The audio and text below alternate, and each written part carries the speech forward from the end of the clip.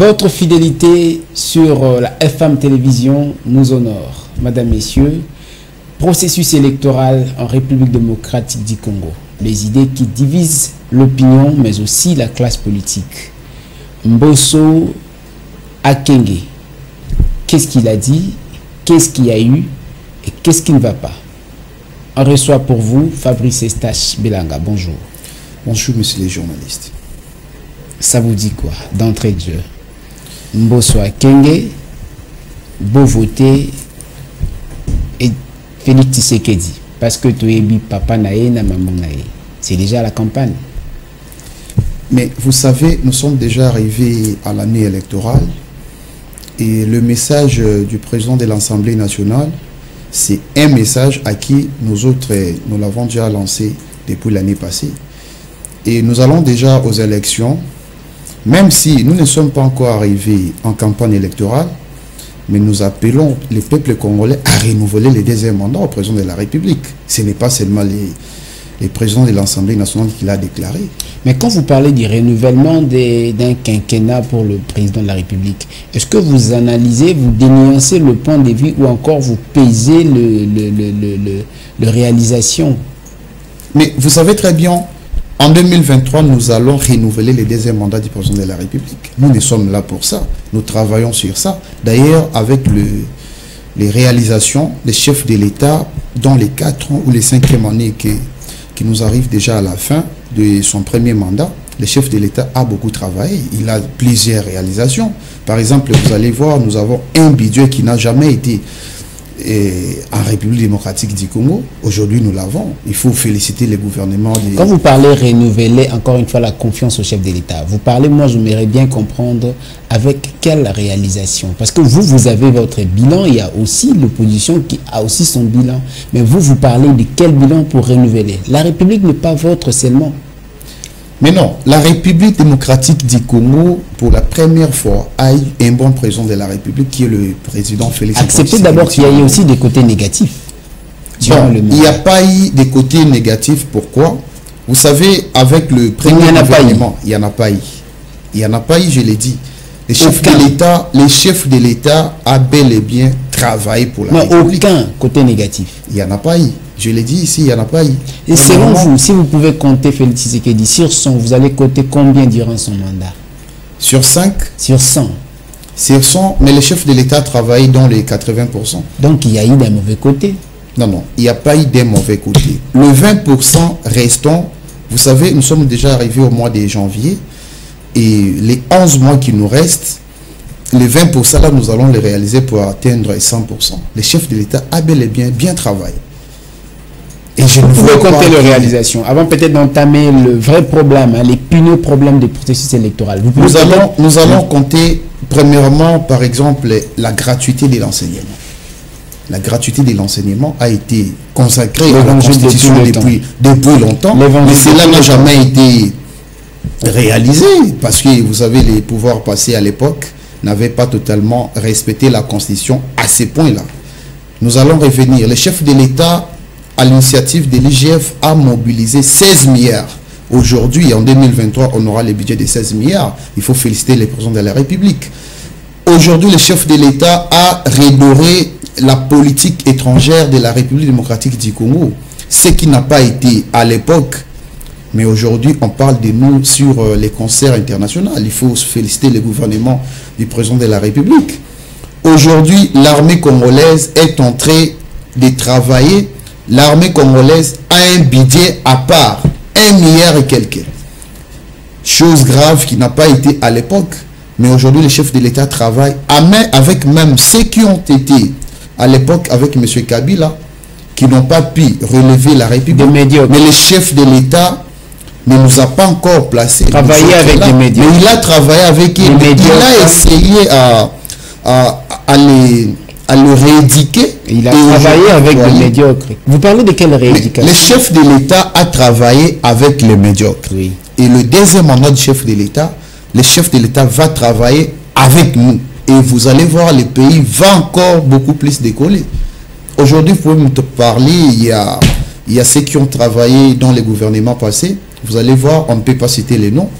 Ils ont quand même travaillé travaillé sous l'impulsion du président de la République. Mais à l'époque, les budgets mobilisés actuellement là de 16 milliards, ils ont été où ces jours-là? Mais parfois vous acceptez aussi qu'il y a eu des mauvais côtés. Non, parce que vous ne l'acceptez pas. Vous pouvez quand même aussi vous rappeler qu'il y a eu des détournements par rapport au financement de certains projets. Mais notamment aussi, ça c'est de 1, de 2, vous vous rappelez quand même de certains détournements destinés aux projets, aux réalisations de certains projets de grandes envergures qui n'ont jamais eu lieu. Vous vous souvenez aussi qu'il y a eu aussi de l'argent destiné pour construire, soi-disant que c'était l'argent venu du RAM, mais pour construire l'université en Bujimaï, cela n'a pas eu lieu. Vous vous rappelez au moins de plusieurs choses quand même. Mais vous savez, les détournements, non, vous vous rappelez les détournements existent. Vous vous rappelez de tout ça, je me pose la question.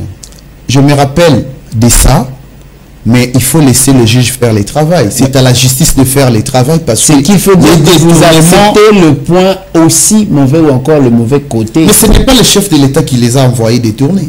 Sous la houlette. Je prends un exemple. Aujourd'hui, le chef de l'État place la confiance en moi et moi, je vais abuser à la confiance placée par le chef de l'État.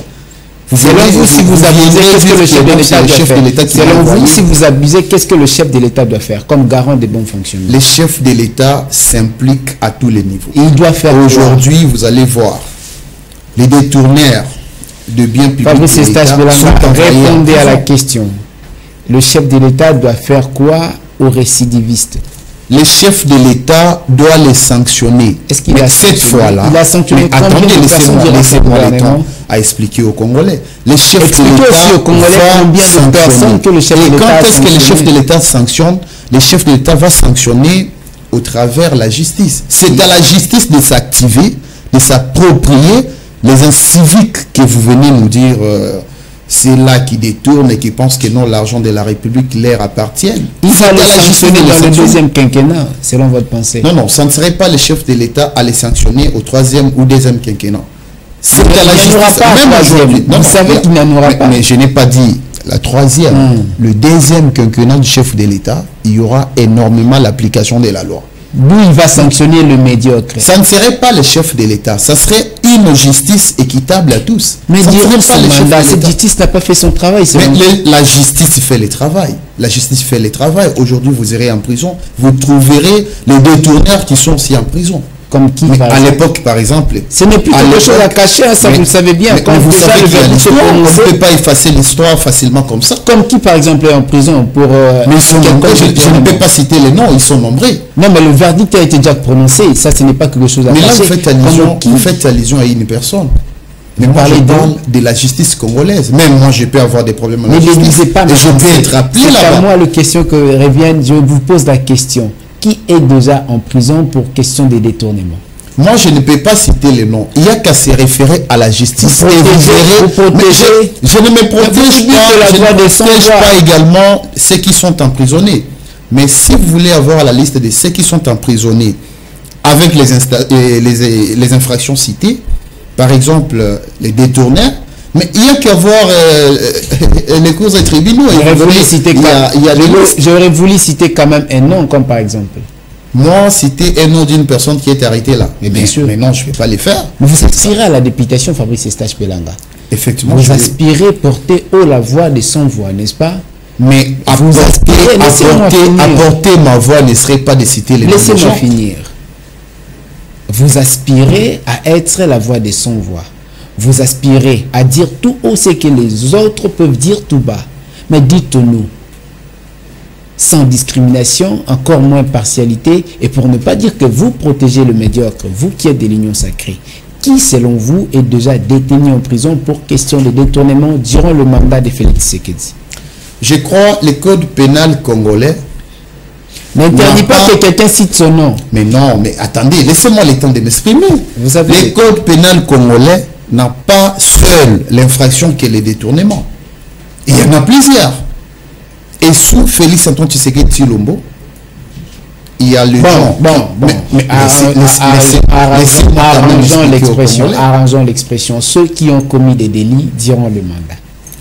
Mais là, il faut se référer à la justice. Moi, je ne suis pas un membre de la justice pour avoir toute une liste. Donc, vous n'êtes pas informé de ce qui se passe sous votre gouvernement? Non, non. Je suis informé de ce qui se passe sous notre gouvernement. Mais je ne suis pas informé de ceux qui sont arrêtés pour venir citer leur nom ici. X est arrêté pour telle infraction. Parce que je vous dirais, il y a même des voleurs qui sont arrêtés. Mais vous allez juste épingler que non, l'infraction telle, détournaire. Mais non, écoutez, je ne peux pas citer le nom des gens ici. Si vous voulez avoir la liste, il n'y a qu'à voir le directeur de la prison. Peut-être parce que vous êtes peut-être parce que vous êtes focalisé sur la réélection du chef de l'État. C'est la raison que vous ne vous occupez pas de ce que le malheur, de ce que la population subisse comme malheur. Mais non, nous compatissons avec la population. Mais nous ne pouvons pas dire que non, nous sommes focalisés aux élections de 2023 parce que nous, en tant qu'acteurs politiques, on est sensibilisés. Nous pouvons également sensibiliser la population de réélire le président de la République. Mais cela ne veut pas dire que nous allons abandonner la population parce que nous sommes à une année électorale. Non, ça, nous sommes avec la population. Moi également, je fais partie de la population, mais sauf que nous avons d'autres ambitions que nous pouvons peut-être nous exprimer. L'ambition n'est seule que de pouvoir aller aux élections, que vous aspirez. Mais c'est un droit constitutionnel. C'est un droit constitutionnel. Après 5 ans, nous devons aller toujours aux élections. Vous pouvez me répondre à cette question. Qui a fait quoi?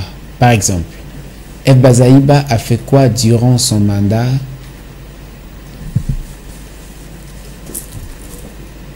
Vous avez fini? Je finis. Mais il y a la deuxième qui revient. Je crois F. Bazaïba, tout en étant membre du gouvernement, attendons voir les rapports du chef de l'exécutif. Je veux vous rappeler qu'elle a quand même amené le Congo à pouvoir se montrer ou encore à pouvoir participer au Précop qui a généré de l'argent à la République. Mais je vais encore poser la deuxième question. Comme vous ne vous rappelez plus de médiocres et de ceux qui ont créé, je ne sais moi quoi. Je ne suis pas la justice non plus. Vital Kamerhe a fait quoi? Vital Kamerhe a fait quoi? Augustin Kibasa Maliba a fait quoi? Mais non, écoutez. Non, c'était la question qui a fait quoi? Répondez-moi juste à ma question, c'est tout. Kamerhe a fait quoi? Mais Kamerhe avait un problème avec la justice. C'est quoi la justice là l'avait. Moi je ne vois plus les problèmes avec Kamerhe. Il a fait quoi? C'est ça. C'est juste ça la question. S'il a fait quoi? Bon, la justice l'avait condamné parce qu'il avait détourné. Vous interprétez la justice comment?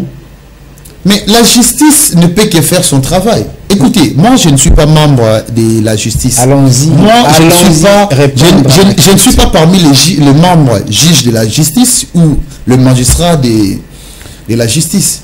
Mais si la justice trouve que non, cet acteur politique a été interpellé ou condamné, jugé pour telle infraction, et la même justice trouve que non, ce monsieur n'est plus impliqué, ce n'est pas un problème. Non, je ne sais pas. En fait, je ne suis pas en train de parler de ce qui est venu à Kamerhe après sa condamnation. Mais je te pose la question de savoir qu'est-ce que Kamerhe a fait. Mais il avait pour être dans le viseur de la justice. Il avait détourné. Et la justice l'a vu. Merci pour la réponse. Et la justice l'a Merci pour la justice l'a condamné. Là, vous reconnaissez quand même quelques faiblesses. Je vais encore aller. Augustin Kibasa Maliba a fait quoi? S'il a fait quoi? En rapport avec quoi? Par rapport à sa mission régalienne. Par rapport à sa mission. Vous voulez me parler de RAM? Apparemment, ça. Au moins, vous avez quand même eu quelques informations par rapport à ça. Qu'est-ce que le RAM a apporté à la population? Écoutez, nous devons d'abord avoir la signification de ces mots-là. Non, on ne parle pas, nous devons expliquer. Nous parlons de perspective. Nous devons aussi aménager la monture, là où nous sommes, là où nous allons et d'où nous sommes venus. C'est la raison que je vous ai posé la question de savoir. Parce que s'il sera question de réélire quelqu'un, vous êtes des nouveaux figures dans le gouvernement. Et des figures que nous voyons aujourd'hui, vous devriez ne pas copier les exemples de ceux qui vous ont précédé. Et alors, dans cet aspect, dans cette perception, vous devez arranger de manière que la population se retrouve dans votre gouvernance. Répondez alors à la question. Je crois à la question liée sur le ministre Kibasa. Le ministre n'a fait que son travail. D'ailleurs, ne les responsabilisez pas. C'est le gouvernement. Parce que c'est là, le ministre n'a jamais été un jour chez lui à la maison et il s'est décidé de faire ce qu'il a fait. C'est le gouvernement. Non, il a fait quoi? cela ne veut pas dire que non, le gouvernement a escroqué la population. Parce je ne peux pas parler de ça. Mais laissez-moi le temps de m'exprimer. Ce sont vos allégations et vos propos. Mais ce qui bat ça, en tant que membre du gouvernement, il n'avait fait que le travail demandé ou le travail qu'il avait trouvé en lui. Il a fait. Et le chef de l'État a vu, ou les chefs de l'État a trouvé, que ce travail n'honore pas le petit peuple. Il a décidé de suspendre cela. Mais cela ne nous dérange pas. C'est le chef qui a décidé de suspendre cela. Et c'est là, puisque ça ne vous dérange pas, vous de l'Union sacrée, ça n'a pas aussi dérangé la population? Si cela dérangeait la population, oui, ça peut déranger la population. Ça peut ça déranger. Laissez-moi ça peut déranger la population. Ça a dérangé la population. Ça peut déranger la population. Bon. Mais quand on est censé appliquer une loi qui est de la République, cette loi ne peut que peut-être s'appliquer. Mais écoutez, dans un État sérieux, on ne peut pas être là, soit on est en politique, soit on est à l'église. Et quand il y a une loi qui existe, nous ne pouvons que peut-être les respecter. Et quand le chef décide de suspendre cela ou de surseoir, ce n'est plus un problème. Je ne vois plus les pourquoi en parler de cela, parce qu'aujourd'hui, en République démocratique du Congo, les rames ne se payent plus. À moins que vous me contredisiez, les rames ne se payent plus. Et même si ça ne se paye plus actuellement, pensez-vous que par rapport à ces bilans, c'est négatif ou positif? Non, non, ce n'est pas négatif. Le bilan du chef de l'État n'est pas négatif. Le chef de l'État a eu à concrétiser beaucoup de choses dans 4 ans. Et aujourd'hui, nous allons aux élections. Vous allez voir, on ira aux élections. C'est dans le mandat du chef de l'État. Il a décidé de respecter la Constitution. Et il le fera, c'est ce qu'il fait. Mais moi, je ne vois pas, aujourd'hui, vous allez me dire, les 18 ans passés, ils n'ont pas réussi à mobiliser ne fût-ce que 5 milliards ou 10 milliards. Mais aujourd'hui, le chef de l'État, à 4 ans, il mobilise 16 milliards. Il faut féliciter. Il faut féliciter. Il faut féliciter. Il faut féliciter. Ce sont les dires de Fabrice Eustache Pelanga. La CENI aujourd'hui connaît un problème. Dans les centres d'enrôlement, la population et le paisible citoyen fustigent la technicité des agents de la CENI. Et si demain, cela pourrait influencer le processus, vous allez jeter l'opprobre à qui?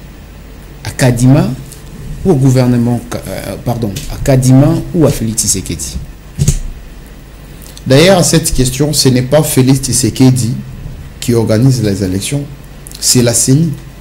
Et quand la CENI s'est dit peut-être il n'y a pas moyen d'organiser les élections, nous allons voir pourquoi la CENI peut nous dire qu'il n'y a pas moyen d'organiser les élections. Quand sous examen, vous allez voir, par exemple, question de l'air technicien, il y a qu'à se poser des questions, qu'est-ce qui se passe dans nos centres d'enrôlement? Et suite à cela, je profite également de l'occasion pour demander et lancer les messages aussi à la population de s'enrôler massivement. Parce qu'il y aura les élections. Et quand on ne s'enrôle pas, si nous voulons s'accrocher en disant que non, l'air machine ne marche pas, les histoires des photos, ça ne fonctionne pas, on aura les élections avec les taux là trop réduits. Nous demandons toujours à la population d'aller s'enrôler. Il faut s'enrôler massivement. C'est ça être un citoyen. Mais même s'il y a les aléas techniques, même s'il y a les cas à fustiger, même s'il y a les comportements nocifs, nous devons aller aux élections. Il n'y a pas les cas à fustiger. Il n'y a pas les cas à fustiger. D'ailleurs, il faut informer à la population. Quand vous allez s'enrôler, après cela ou après l'étape, on aura la carte d'identité. Chose qui n'a pas jamais été dans les 40 ans passés. Il faut féliciter aussi cela. Il faut féliciter le président de la République pour une ferme volonté d'organiser ces élections. Vous parlez de la carte d'électeur ou de la carte d'identité? La carte d'identité. Je l'ai dit, quand vous irez au centre de la CENI pour se faire enrôler, après cela, après le processus, on va aussi vous remettre la carte d'identité qui ne se sera... fait pas au même moment. Non, non, mais je l'ai dit. Ça ne se fait pas au même chose moment. Qui va se Après l'enrôlement, nous aurons la carte d'identité. Dans le même centre de la CENI. Ça peut être dans le même centre, parce que l'ONIP peut utiliser le même centre. Mais là, il n'y a pas de précision. Il n'y a pas un délai, il n'y a pas de chronogramme. Je l'ai dit bien. La disposition mise en place. Partons d'abord s'enrôler. Après l'enrôlement, nous aurons aussi la carte d'identité.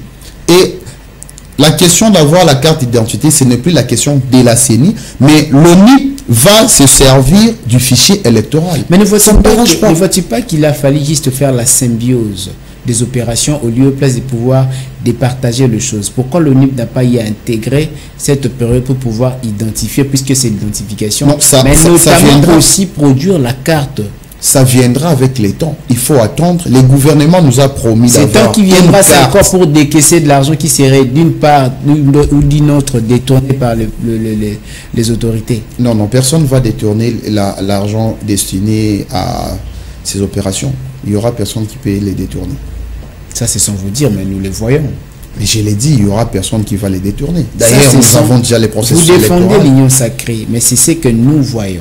Non, à l'union sacrée, on n'est pas là pour héberger les voleurs. Ça, je l'ai toujours dit. Quand vous avez un problème, malgré que vous êtes ou vous faites partie de l'union sacrée, cela n'empêche pas la justice à vous interpeller.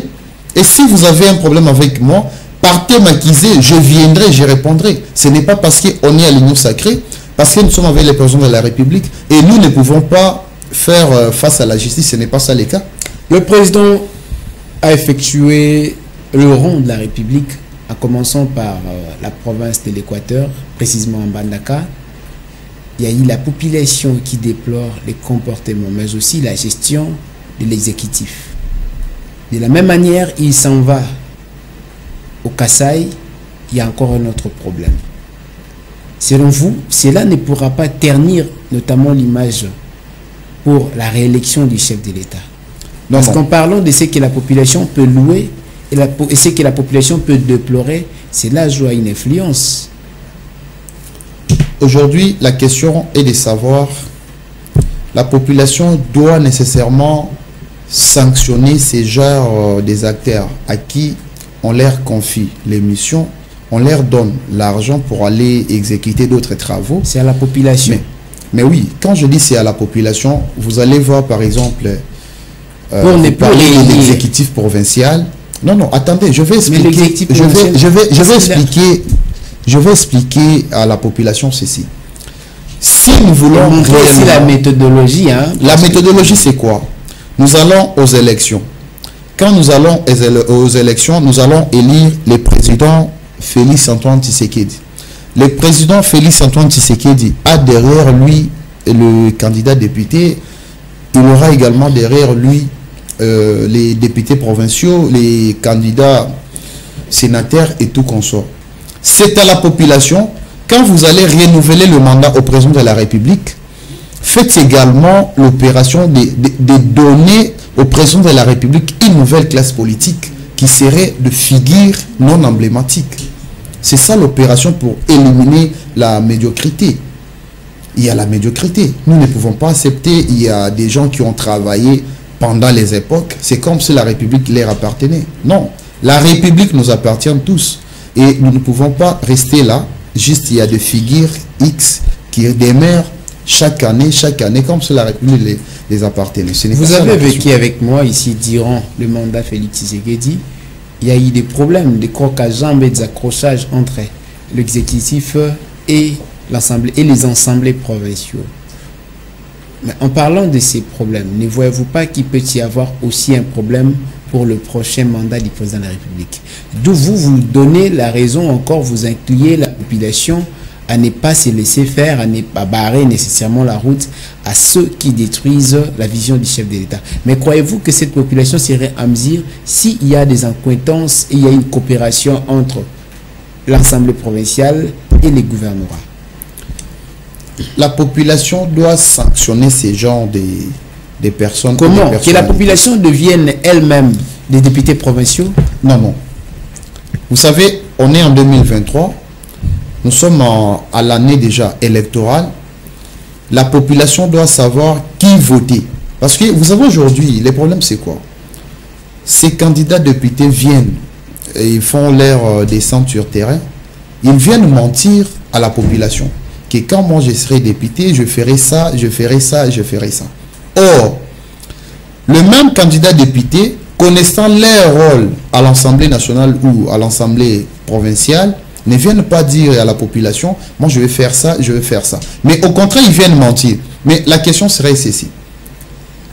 La population doit comprendre, quand vous donnez un mandat à un député, le rôle de ce député, c'est d'aller créer ou de proposer quelques modifications des lois. Mais vous allez voir les mêmes députés qui seront peut-être élus ou réélus après les élections. Ces mêmes députés vont se précipiter d'aller devenir membres du gouvernement. C'est la chose que nous ne voulons pas. Comment nous allons changer la classe politique? Aussi longtemps vous êtes député, il y a trop de cumul au sein de nos institutions de la République. Un monsieur qui est élu député national, le même monsieur demande à ce qu'il soit aussi membre du gouvernement. Et dites-moi, ceux-là qui restent dans les partis politiques ou ceux-là qui ne font pas la politique ne peuvent plus être engagés quelque part. C'est ça le mal que nous avons. Nous demandons à la population, quand vous allez élire ou choisir votre candidat député, dites à ces députés-là de rester député là où il est élu et de ne plus franchir pour devenir membre du gouvernement. Il y a d'autres Congolais qui peuvent aussi servir la République. Il y a d'autres Congolais qui peuvent servir la République. Exactement. Eustache Fabrice Belanga, vous avez de perspectives à venir, soit encore vous pensez quelque chose pour un avenir meilleur du Congo? Ah oui, je pense à un avenir meilleur du Congo. Comment procéder? Qu'est-ce qu'il faut faire? Ce qu'il faut faire, il faut renouveler la classe politique. Il faut également donner la chance à nous les jeunes, parce que vous savez, ce vieux-là ne nous a pas encadrés. Et le problème... Vous parlez trop de jeunes, vous les jeunes. Mais il faut la jeunesse se retrouve. Nous ne sommes plus des marche-pieds. Mais est-ce que ces vieux... Nous sommes une jeunesse consciente. À vrai dire, qu'on se les dise aussi. Ces vieux n'ont pas eu à voler, à détourner comme vous, le jeune. C'est que vous pensez, vous, le jeune, il y a aussi de jeunes ministres, il y a aussi de jeunes qui sont responsabilisés, mais qui détournent et qui font du mal à la population. Qu'est-ce qui rassure que vous, le jeune, la nouvelle classe politique ferait le contraire et le mieux? La nouvelle classe politique fera mieux que ce vieux. Pourquoi? Nos vieux là ne nous a pas préparés à les remplacer. Et vous allez voir le même vieux tourne dans nos institutions de la République et à confère la confiance à la jeunesse. Et le même vieux là viennent auprès de nous, les jeunes, pour venir nous instrumentaliser. Mais non, écoutez, la jeunesse, on est déjà consciente. Nous ne pouvons plus accepter les histoires pareilles. Laissons les vieux se reposer et laissons la jeunesse se relever. Et nous allons diriger ces pays. Nous allons diriger ces pays. Nous aurons aussi des responsabilités pour la République. Nous ne pouvons pas rester là pour accompagner que le vieux. Les vieux également doivent nous accompagner. Les vieux doivent nous préparer à leur remplacement. Vous n'êtes pas une génération sacrifiée. Nous ne sommes pas une génération sacrifiée. Moi, je ne suis pas une génération sacrifiée. Ah, vous vous excluez. Mais je m'exclus de la génération. Si ceux-là sont de la génération sacrifiée, moi, je n'accepterai pas. Moi, je suis de la génération bien préparée et nous allons assumer au sein des institutions de la République. Vous allez assumer, c'est même la raison qui va impulser vos objectifs et votre vision aux échéances de 2023 que nous sommes. Quelle est votre vision? Quelle est votre position politique? Quel est aussi votre mot à votre base? À ma base, je leur demande d'aller s'enrôler massivement. En tant qu'acteur politique, nous avons les ambitions. On en a plusieurs. Je ne peux pas toujours venir demander à ce que la base m'élise comme député. Mais j'ai tant d'ambition que je peux servir la République. Je ne peux pas servir la République tout en devenant tout simplement un député. Il y en a plusieurs façons de servir la République. Et de même, nous allons faire... Comme vous le servez aussi. Ah oui, je sers la République. Je défends la République. Je suis la jeunesse consciente à qui demain nous aurons peut-être d'autres ambitions. Mais le pays qui a tout donné à Mbosso et à autres personnes, vous pensez en retour que ces pays puissent donner quoi à vous? Pas un siège au sein de l'Assemblée nationale ou provinciale. Ce n'est pas ça la confiance. La confiance placé à Sevier, tel que vous avez cité le président Bosso. N'en parlons pas. Il peut également le remettre à nous. Vous savez, si moi j'étais le vieux tel que ce vieux-là, moi à 60 ans déjà, je ne pouvais plus faire la politique. Je vais encadrer nos pépinières pour le faire sortir. Mais malheureusement, ce n'est pas ce que nous voyons ces vieux. Ces vieux veulent toujours rester dans l'espère politique. Or, la jeunesse est là. Parlez de votre vision, parlez de vous. Vous allez voir qu'il y a des gens qui sont là. Parlez de votre vision. C'est ça l'essentiel. Non, j'ai une vision pour la République. Je crois, si Dieu nous prête vie, je serai candidat député en 2023. Candidat député provincial ou député national. Dans quelle circonscription électorale? Et si c'est quoi en fait? Je serai candidat à ma circonscription de Moamba. C'est à Moamba que je vais postuler. Mais nous allons voir. En entendant, je me déclare candidat. Et au sein du parti, si le parti va encore me soutenir, c'est par là que je serai en compagnie. Mais en dehors de cela, je suis candidat en 2023. Vous avez annoncé dans le couloir. Je suis candidat député en 2023. Je n'ai pas achevé. Je disais tantôt, vous avez parlé dans le couloir que vous irez vous enrôler avec votre base. Exactement. J'appelle à la jeunesse des Moamba, en général, de nous soutenir. Le lundi 16, nous allons s'enrôler. Quand je parle de nous, c'est-à-dire nous avons une équipe, nous serons avec la base. Je vais m'enrôler le lundi 16. Nous serons accompagnés, je crois, avec même la chaîne. Il y aura aussi plusieurs chaînes qui vont nous accompagner. Mais premièrement, je cite vous. Merci beaucoup pour la considération. Et bon, je dirais pour la considération, mais cette marque aussi de confiance. Merci beaucoup. Il n'y a que le message que vous avez adressé, c'est tout. Les messages que je peux adresser à la population congolaise, je leur demande toujours de rester derrière le président de la République. Je leur demande aussi de lui faire... Ils sont déjà derrière, puisqu'il est le président. Ah oui, ils sont déjà derrière, mais il faut encore lui donner un deuxième mandat pour achever, parce que vous savez, il n'aura que 2 mandats. Il a la possibilité... Le message de propagande sont interdits, c'est ce que nous a dit l'UNPC et les conseils supérieurs. Bon. Mais il est le président de la République. Ça, nous le savons. Ceux qui nous suivent savent que non, moi je suis de l'Union sacrée. Non, vous allez nous revenir quand il faut faire... c'est mon candidat. Vous allez nous revenir quand il faut faire le campagne. Et nous nous adressons aussi à ceux qui en ont besoin. Nous reviendrons Ils auront une touche adaptée, une communication sur mesure par rapport à votre objectif des campagnes et rafler les élections. Ça, vous allez nous revenir. Exactement. Pour cet instant, vous parlez d'enrôlement, vous parlez de l'identification. C'est par cette note, Madame, Messieurs, nous avons reçu Fabrice Eustache-Belanga, cadre politique, mais aussi de rassemblement des démocrates tshisekédistes, c'est ça, non? Ou encore parlons d'autres... Exactement, je suis tshisekédiste, exactement. Merci, c'est ça. Mais c'est avec lui que nous avons passé ces bons moments de l'information, ces bons moments des échanges et ces bons moments des débats. Nous vous fixons rendez-vous au prochain numéro. D'ici là, restez bien en compagnie de la FM Télévision. Aimons d'abord le Congo, ensuite les Congos, enfin les Congos. Au revoir.